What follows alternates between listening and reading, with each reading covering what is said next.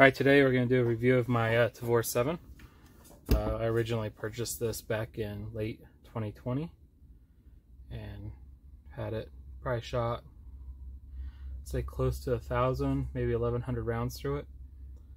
And so I feel like it's a good time to do a review on it. So I'll jump right into it. So here at the front I have a Huxworks or OSS muzzle brake. I've also had a flash hider on it. This is actually a new muzzle brake, so it looks clean, but the flash hider is a lot dirtier. Moving back, we got the adjustable gas system. Works pretty well. You can use a tool to adjust it. There's 4 settings: regular, adverse, suppressed, and off. I like they have a adjustable gas compared to the X95, but I wish I would have seen more adjustable settings right now with the OSS can. On suppressed setting, it barely runs, and then on a regular it runs, but I feel like it could be gassed a little bit better. So it'll be nice to see more adjustment there. I've ran it in the off setting before a few times, but the problem with that is the casings are really hard to pull out of the chamber. So it might be different running subsonic rounds that are lower pressure but using full power 308 760 by 51 rounds. It can be really difficult to pull this charging handle back. Talk about the handguard.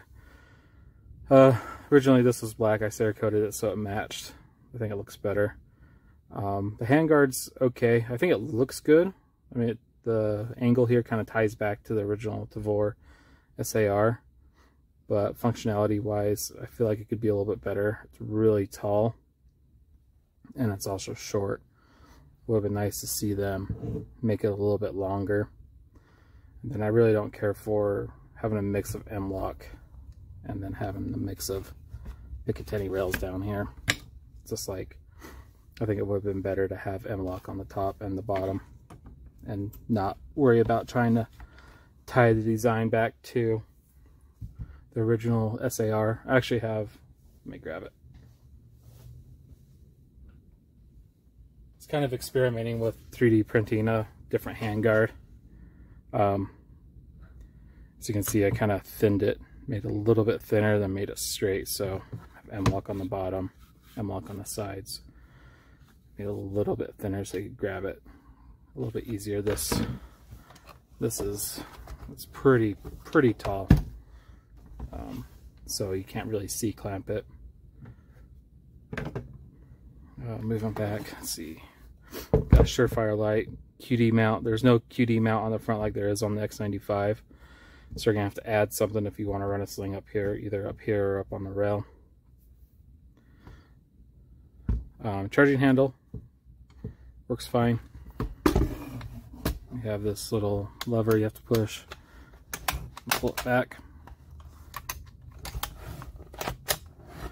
Could be a little bit bigger, but it's fine as is. Of course, you can pull it back, lock it back, HK style. Of course, magazine's in it, so I won't go forward. Magazine release works great. Just like the X95, no issues there. Safety works fine. This is a small side. Got a big side. It's a 45-degree throw, which is nice. I appreciate that. Pistol grip uses the X95 pistol grip, so there's a couple options. I kind of like the Cutlass myself. Moving back, obviously barrel lock, sling mount here, ejection port. Backside's profiled a lot like the SAR. Flat butt pad. I do have a Manticore curved one I put on here sometimes. I like this one because it's a little bit lighter, but the Manticore one is a little bit more comfortable, so I kind of go back and forth on what I like on that. It's the ejection port that you can change for ejection. Obviously you have to rotate the bolt. But this is nice for when you're cleaning. When you have the bolt out, you can get into the chamber from both sides. So that's nice. Magazine release back here. You can push this to release the magazine. X95 is similar design, but it's a lot harder to push. This is actually not too bad. So if for some reason the mag releases up here don't work, you can do that.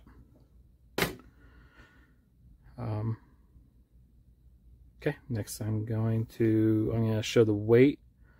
Then we'll start looking at some of the insides and talk about those. Real quick, pulled the scope off the light. Still have the QD mount on here, and that says flashlight or muzzle brake. And the weight on IWI's website listed at 9 pounds even. Not quite. 9 pounds, 4.7 ounces or pounds. We change that to pounds and ounces. We got 9 pounds, 7.6 ounces. If I remember correctly, this is the QD sling's like less than an ounce. Muzzle brake may weigh 1 or 2 ounces more at most, so even then you're probably looking at 9.5 ounces. So about 5 ounces over what they list. So if you're comparing us to other rifles, it's something to be aware of. And if you add the Manicore butt pad, I want to say that adds 2 or 3 ounces as well. So it's something to be aware. The cutlass, I'd have to look it up. Or not the cutlass, the pistol grip with the regular trigger guard. I want to say it maybe will save you an ounce, maybe half an ounce. That's not that much of a difference. I'll have to look at it up my chart. But I figure I just kind of give you a heads up on the weight. Okay, now I have the gun broken down, so we'll just kind of work our way around some of the parts. Handguard, polymer. Nothing surprising there. You have some metal inserts for the charging handle. It's got a little bit of weight to it. Got a lot of polymer, but it's fine. Moving on to the barrel. This handguard won't fit over an OSS device. It's really close, but it won't, so you have to pull it off if you want to remove the handguard. As you can see, the top rail is still attached to the barrel, so that's one thing that's nice about the Tavor 7 and the X95s likewise, is that if they ever release caliber conversions or something like that, you can keep your optic mounted to the rail, which is mounted to the barrel. You can pull that whole assembly out and keep your zero, unlike other platforms where barrel comes off and the rail isn't. Gas plug, you can see it. You got your gas piston here. You got some gas rings. This one I actually modified the suppress setting, so it's a little bit. So when it's on normal, it's on this. It's gonna be really hard for you to see probably. Come on, focus. Focus. So that's your normal setting. That's your adverse. And that's your suppress setting. So you can see it's a little bit smaller than the normal setting. But if you look 180 degrees, it also has a vent right here. Come on, focus. Well, it no longer has a vent because I welded it over. And that vent actually vents out of the top, if you can see it right here. So on suppress setting, it actually does vent some gas. I modified it because I run an OSS can. That's going to give me a little slightly better gassing. Moving on to the barrel assembly. Here's your kind of a piston extension. Has its own spring. What's interesting, if you could see it, we'll slide this back in, is your charging handle actually rides along that piston extension, which is kind of interesting. And it works fine. I haven't had any issues with it. Just think it's interesting. Of course, that pulls out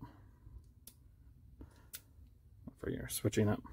The barrel, you see, have like 4 things attached to it, which is kind of, I don't know, it's interesting, I guess. It's kind of funny, but why they couldn't consolidate some of these into one single part, I don't know.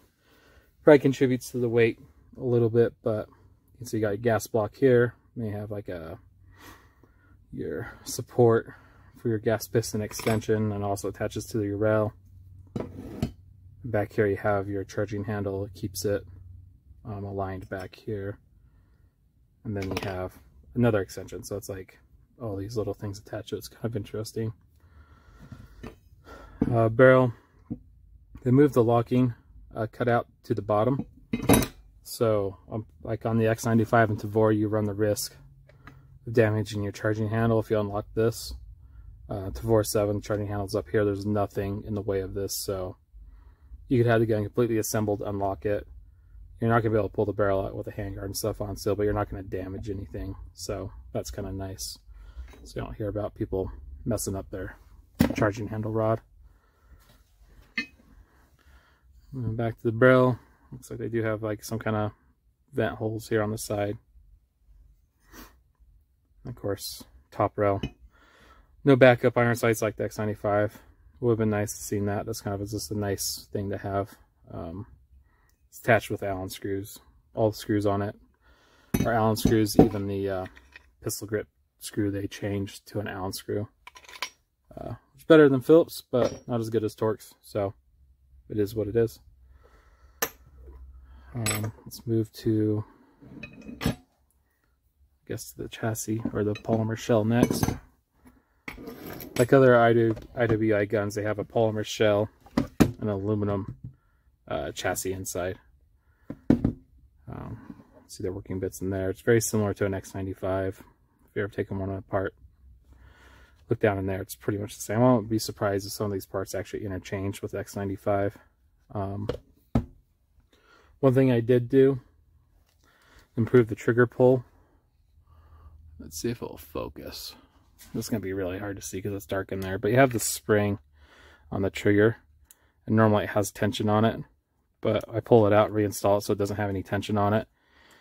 You still do need it to hold this pin in because there's a little notch on the pin, but the trigger still works just fine without that spring, and that takes a little weight off of it, so I think it makes it like a little bit nicer trigger.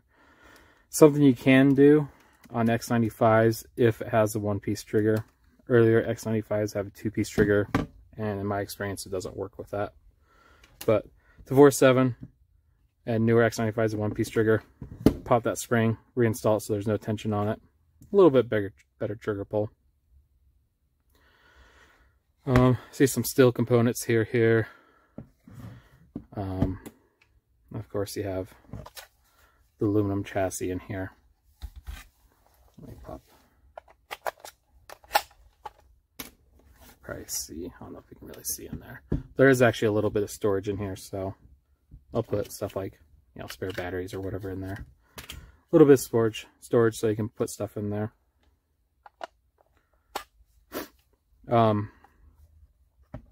One thing that's a little different with this chassis than the X95, I mean, besides a lot of things, obviously the design, but the X95, the aluminum chassis actually can rock in here a little bit, which I think contributes to some of the accuracy issues. On the Tavor 7, they changed that a little bit. I still don't think it's the best design. I think it could be a little bit more firmly planted in the polymer shell. But basically you have your barrel lock here, and then you have this plastic block that slides in, and there's a groove on the aluminum chassis that slides into. There's actually a high point kind of right about here. I can't really see it. So when you put the aluminum chassis in, it kind of actually rocks a little bit on this high point. So when you put this in, the barrel lock, once you put that in, then you press this block in and it pushes it down. It actually kind of locks it up somewhat securely. Still, it doesn't seem like it's very tight. If you think about like bolt action rifles and that bedding the stock, you want them to be firmly planted into the stock. This seems to be okay. They also have a, you're probably not going to be able to see it, they have a plastic spacer up on top here. And it's not going to focus. Plastic spacer on there to try to prevent it from wobbling. I did add a screw in here, kind of bolt it together, see if I can make it a little bit better with accuracy. I haven't tested that yet, so who knows if it works. Next we'll take a look at, well, we'll look trigger pack, very similar to the X95, though it is not interchangeable.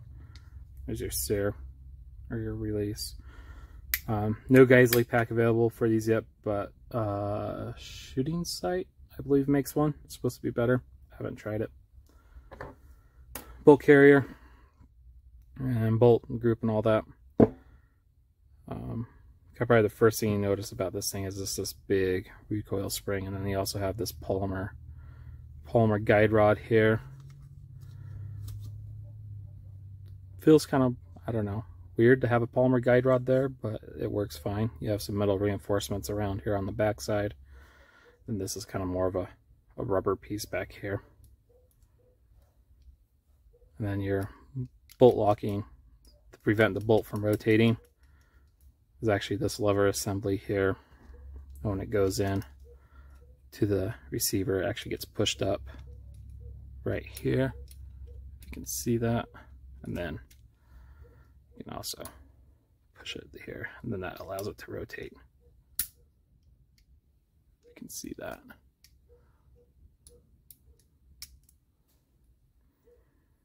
And pulling this apart, pretty similar. You got pretty similar to the caramel. Got a pin here, it's retained. Firing pin spring. Cam pin. You can reverse that for left or right use. Same thing with the bolt.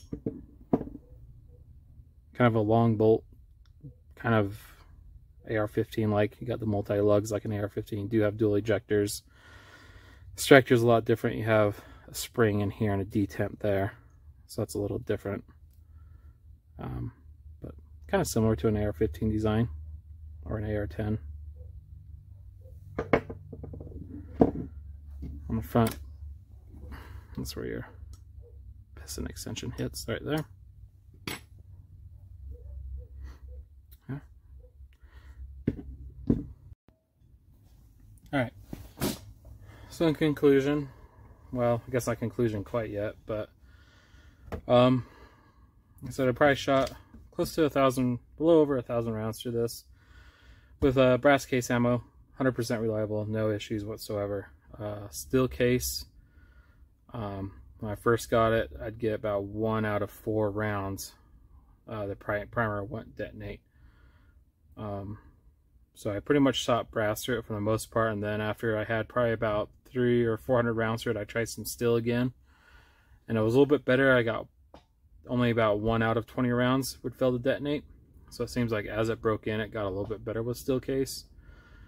Some people recommended taking the firing pin spring out. I never tried that, and besides, right now steel case 308 is kind of hard to get and not really any cheaper. It does seem to pop up, so about a 308. As far as accuracy, off of a bench, shooting your standard 7.62 by 51 M80 type stuff, probably on a good day 2 MOA, but most likely 3 to 4 MOA. I had better luck with AAC 308. That stuff seems like it was more like 2 to 3, and I did manage one group. It was a 5-round group at like 1 5/8 MOA, or 1 5/8 of an inch at 100 yards. I have shot match ammo through it. 168s seemed to do pretty well. I think I got a group with that was under 2 MOA, and I'd never tried 175s because it does have a 1 in 12 twist barrel, which is kind of a downside. Of no, 1 in 10 would have been better, so you could launch the 168s and 175s, stabilize them a little bit better. I did at one point have some Hornady steel match. That was 155 grain, and that stuff actually shot really good through this. I had a 50-yard group that was, I want to say, like 3/4 of an inch, maybe less. I should have pictures, I'll pull them up. Generally with decent quality ammo, I'd say 2 to 3 MOA. You find something that likes, you probably get in the mid ones. So I feel like that's pretty good. I have shot this gun out to about 800 yards on a, let's say, I don't have a target here, IPSC size steel plate. No problem making hits out 800 yards with it. I also shot at some other targets, let's say probably about that big. No problem making hits on those 800 yards. one benefit of living out in the middle of nowhere. So accuracy is pretty good for what it is. Bullpups are hard to shoot for accuracy because you have a much shorter distance you're trying to stabilize the gun with. So if you imagined if I had a bipod clear out here, it would be a little bit more stable because each inch I move this, the gun would actually tilt less. Imagine if it was this long, it would tilt a lot. So bullpups are a little bit more challenging to shoot for accuracy. Bag on the rear is kind of not really a good spot. You have a little bit of a flat spot here, but usually I end up running something up in here, which means the bolt doesn't lock open when I'm done shooting. So not a big issue if you're shooting from a bench. I feel like I'm usually counting rounds at that point. But yeah, recoil excellent, especially since I modified the gas port, run just right with an OSS can. I have a 762 Ti can, so it runs really great. Couple downsides: the weight. It's over 9 pounds with nothing on it. So by the time you add a scope, a good 2 pounds, optic, you're pushing 12 pounds for a rifle. Not completely unheard of for a 308 rifle, but definitely heavier than an AR-10 or AR-308 equivalent. Other downside, the handguard. I really don't care for it. It looks great, but functionality wise, it's short, it's tiny. You put a vertical grip on here, you have almost no rail for anything else. I should have some pictures, or maybe I'll throw a picture up.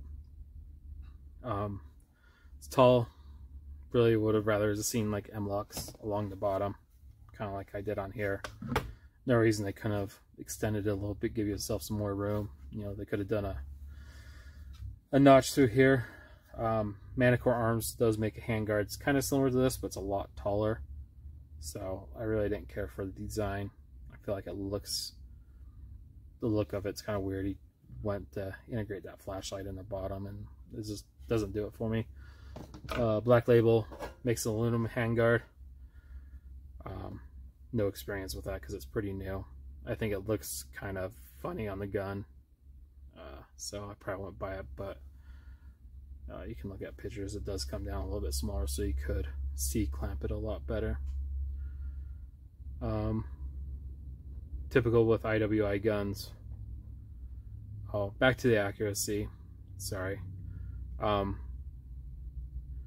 reason why I think it has the accuracy it has, why it isn't as good as it could be, one, it's chrome line barrel. Sometimes those can be a little less accurate than a plain barrel or a nitrided barrel. It seems like a great barrel though, no issues. IWI's barrel locking system, I don't have a whole lot of confidence that's super tight. Basically this kind of wedges in there a little bit, so you're kind of pushing the barrel up into a circular thing. So there's certainly if you put some force on it, I could see how that barrel could sit in there and shift. You see IWI actually kind of abandoning this design in the latest rifle they have, the Caramel, where they use the receiver split and you have 2 screws going through it. So kind of unfortunate they use that still.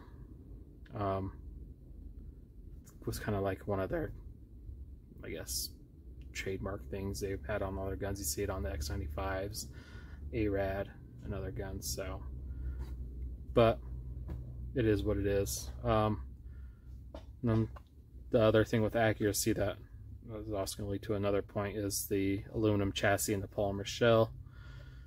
There's basically no screws or fasteners holding it in place. Basically, you're kind of wedged in between 3 points here. So there's probably opportunities for this whole system to flex around and give you some potential accuracy issues. Think about any wood stocked gun or bolt action guns, usually making sure the gun is bedded really good to the stock is important for accuracy. So might be possible. I did add a screw back here, see if that helps. I don't know if it will. But the aluminum chassis with the polymer shell does make it a bulkier gun than what it probably needs to be. I've handled MDRs and the MDRX. That's a much more svelte gun. So I actually have a Wolverine on order, so hopefully I get that soon and hopefully it runs good. And maybe I'll do a comparison video between this and that. But this gun, it's as big as it looks, I'd say. It's thick, it's tall. If we take a AR-10 type rifle, here's my, PSA rifle. Obviously it's a much longer gun, but whoops, it's kind of hard to show. This is gonna be a mess of a video, but sorry. But you can see the handguard, how much taller the handguard is, and this is, quad rail, so it's a beefy boy. But I'd say probably got 1.5 inches, maybe 2 inches taller. Receiver, probably bad angle. See the thickness. Let's see if we can line these guns up.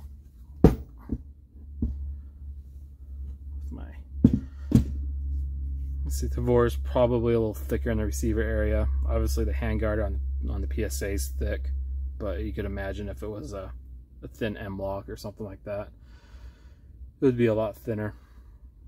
So you're paying that kind of that IWI tax to have that polymer shell and the aluminum chassis.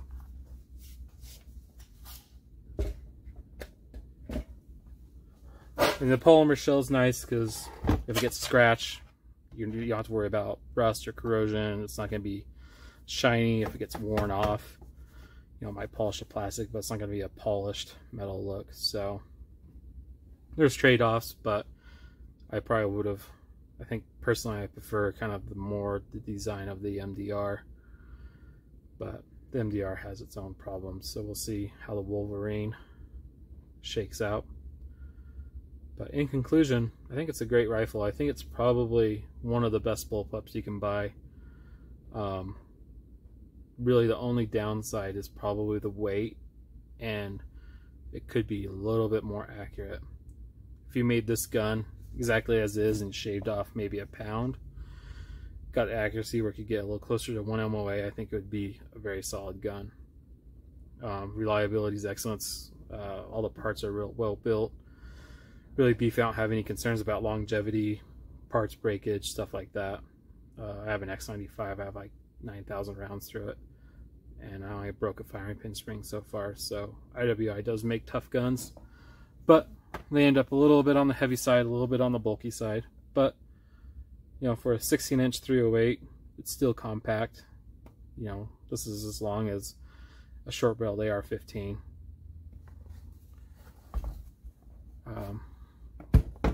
Yeah, I'm very happy with this gun. It's probably one of my favorite rifles, actually. That's why you see, it wearing a Trijicon Credo and a Skellerworks mount. Trying to make some very weight-conscious decisions here. I could go probably a PLXC. Shave a couple ounces off, but it's also more money to spend. So